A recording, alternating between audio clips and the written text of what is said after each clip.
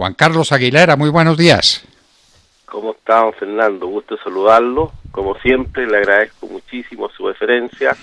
Y bueno, al parecer estamos en una tesitura compleja, los países que conformamos este hemisferio. No cabe duda ninguna.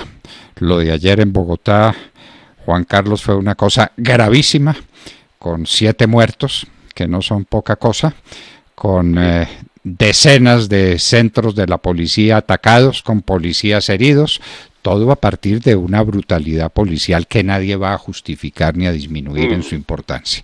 Tomaron a la fuerza a un ciudadano y lo mataron, eso es la verdad, y eso es digno de un castigo ejemplar, pero no de esta revuelta. Esta asonada y esta sublevación se parece mucho a lo que está ocurriendo en Chile. ¿Qué es, Juan Carlos Aguilera? ¿Qué está pasando en Chile? Bueno, en nuestro país, como lo hemos venido advirtiendo desde hace tiempo, está ocurriendo un fenómeno de una nueva complejidad que yo denomino, que en definitiva consiste en 3 puntos que me parece que son interesantes de mencionar. Primero, que la violencia se ha puesto como un método natural de imponer las ideas en la lógica del terror, del opresor oprimido, ¿no es cierto?, que viene indudablemente fundado en una visión tanto social y antropológica que de algún modo lo que hace es subvertir la verdad del hombre y de la sociedad. Esto está desde luego impulsado por la ideología que siempre ha sido antihumana, de la ideología de izquierda, que es la ideología del mal, como le llama Juan Pablo II, y que aquello ha ido configurando un modo de práctica que desafortunadamente por falta de convicción y de formación de la clase política en Chile ha ido de alguna manera incorporándose una idea que es la segunda, el desconocimiento de los derechos fundamentales e inalienables de la persona, y frente a ese desconocimiento, rechazo de los derechos inalienables del ser humano, se reivindican unos derechos humanos de manera violenta que son de carácter puramente subjetivo, y por consiguiente en nuestro país, como está ocurriendo en muchas zonas, digamos, del hemisferio sur y también en Estados Unidos, que hemos visto brote, en que en definitiva hay un nexo entre una visión política, una cuestión de orden de perversión de la sociedad, que es el narcotráfico, y aquello con el propósito de instaurar un modelo de sociedad que es contrario a la naturaleza propia, las raíces de nuestras naciones. Y desde esa perspectiva me parece que hay una problemática que es muy seria, que nosotros y en Chile además, no nos hemos puesto a pensar, y con el propósito de poder difundir lo que son las ideas de la libertad.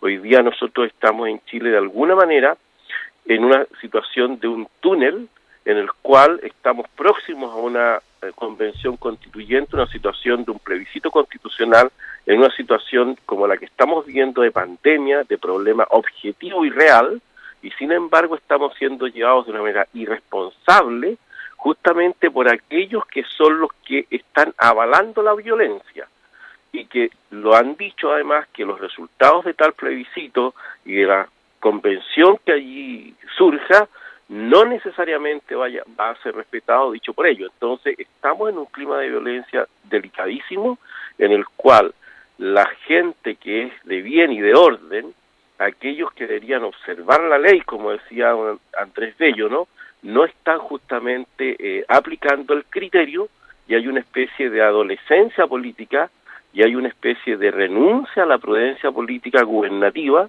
de intentar justamente que prime el orden, la paz y el Estado de Derecho, que en nuestro país está permanentemente siendo conculcado.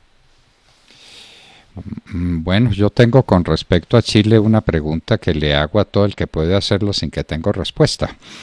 Yo viví de cerca, era secretario de la Federación Latinoamericana de Bancos, viajé varias veces a Santiago de Chile en ese tiempo final del gobierno trágico para Chile de Salvador Allende, y yo vi a los chilenos haciendo cola para que les vendieran cualquier cosa, porque no había nada. Un día, cuando estaba en Santiago en el Hotel Carrera, pedí la carta y me dijeron hay cordero y Coca-Cola. Y le dije, no, pues quiero ver la carta, no quiero el plato del día. Me dijo, no, hay cordero y Coca-Cola. Y si no quiere cordero y Coca-Cola, pues no puede comer. Y si va a otro restaurante, de pronto no hay cordero, de pronto no hay Coca-Cola. Era el hambre, era la desolación, era la falta absoluta de producción en el país, era la pobreza total de una nación. Tiempo después, Chile se convierte, oh milagro, en el país más desarrollado de América Latina, con unos indicadores sociales pues que no son perfectos, pero que lo distinguen de todos los países de América.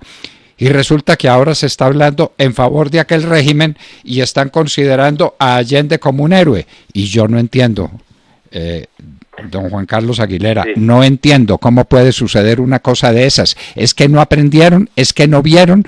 ¿O es que se les olvidó? Yo pienso, Fernando, que aquí hay multicausas respecto a este fenómeno que está ocurriendo en Chile. Y hay una cuestión que es de orden mucho más profundo que la cuestión puramente económica y política, que efectivamente el aspecto económico y político son de alguna manera una expresión de ciertos valores que son más fundamentales y que podríamos decir son prepolíticos, en el sentido que fundamentan la vida política y democrática del país. En nuestro país, en el año 2007, un historiador, Gonzalo Vial, en un artículo que a mí me parece que fue providencial, él anuncia que en el fondo estamos llegando, en el año 2007, estamos llegando a una situación de una cierta resquebrajamiento institucional en virtud de que se está poniendo en entredicho un acuerdo básico que es la democracia representativa del punto de vista político, se está poniendo en entredicho el valor de una economía social de mercado, es decir, la libertad económica, se está poniendo en entredicho una política social que está en el fondo orientada a la focalización de la pobreza. Junto con aquello ocurre un problema con la falta de autoridad, que es evidente, que ocurre justamente con un hecho muy, muy significativo a mi juicio, con el hecho que una alumna de enseñanza media, una escolar, le tira un vaso de agua a la ministra de Educación y allí no ocurre nada, más bien mucha gente aplaude la valentía de la niña, que no voy a repetir su nombre, y eso me parece que marca un quiebre respecto de lo que es la autoridad gubernativa. Y se añade a ello una serie de elementos que están ocurriendo, estamos hablando del año 2007, en que Gonzalo Vial plantea, ¿no es cierto?, estos tres elementos, que hay un resquebrajamiento institucional que va acompañado a lo que a mí me parece que es fundamental. Se incorporan dos leyes en el país anteriores, una que tiene que ver con la ley de divorcio, que a mí me parece que es la causa más fundamental y que está debajo de todo el tejido social, y luego está una ley que se llama de educación de jornada completa, en que en realidad los niños pasan a ser prácticamente hijos del Estado desde el punto de vista educativo, se les saca de la casa. Y desde esa perspectiva la educación familiar pierde relevancia y valor, como de hecho hoy día la mayoría de las leyes están yendo en ese sentido. Y Gonzalo Vial en ese artículo de ese año, del 2007, plantea, dice, mientras el Estado no se decida invertir como corresponde en educación, en materia, y la materia de progreso se mantenga con los niveles que se encuentran, mientras las drogas, el alcohol, la promiscuidad sigan deteriorando a la juventud, comillas, la crisis tarde o temprano estallará. Y la pregunta es, ¿quiénes son aquellos que han ido incorporando una serie de políticas que en definitiva son contrarias a la persona y a la sociedad? Justamente son los que hoy día están llevando la bandera de que no son capaces de poder, por así decir, negar, protestar, invalidar los procesos violentistas que se están llevando a cabo en nuestro país. Son los mismos que fueron generando una especie de planificación de cambiar la faz de nuestro país y que hoy día simplemente tiene un brote de algo que ya venía desde hace mucho tiempo de algún modo orquestado, planificado, y que uno lo advierte que hay redes desde el punto de vista del violentismo terrorista que están ciertamente radicalizadas y están teniendo una especie de filigrana, ¿no es cierto?, que está presente en la mayoría de los países de nuestra querida Hispanoamérica. Y junto a aquello, la falta de observancia de la ley por parte de los propios legisladores.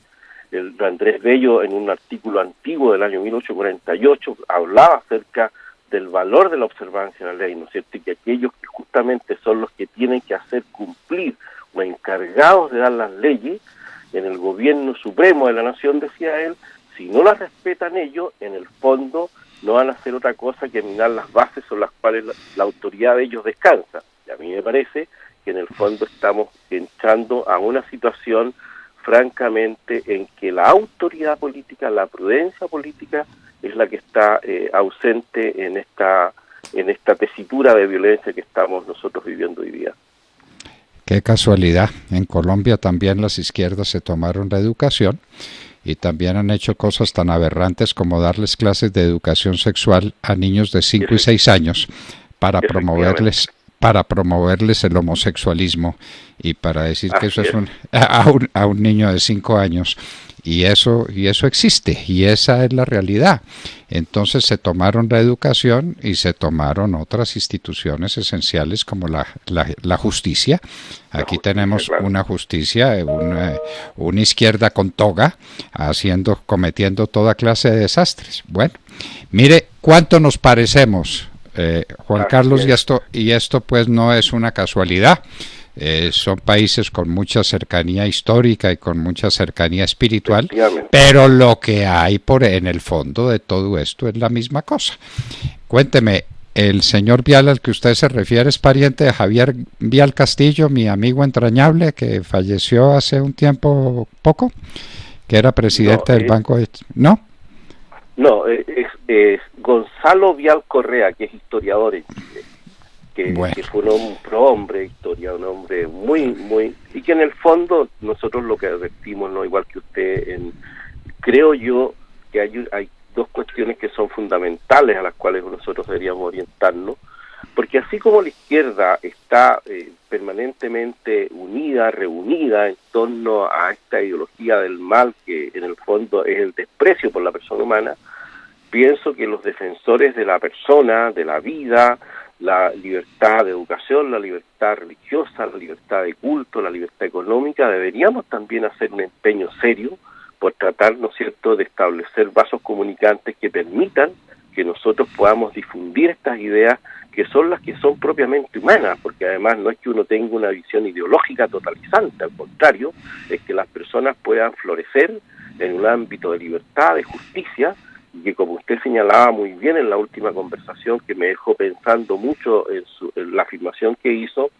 que tiene raíces muy profundas además, que el otro nombre del desarrollo, la paz es el otro nombre del desarrollo, ¿no? Es decir, que efectivamente la paz social es el fundamento del desarrollo de los países, e indudablemente la violencia lo que justamente hace es que un grupo nuevamente, por así decir, se arrogue, ¿no es cierto?, el derecho de poder tener a los demás como esclavos de acuerdo a sus pasiones e intereses puramente personales.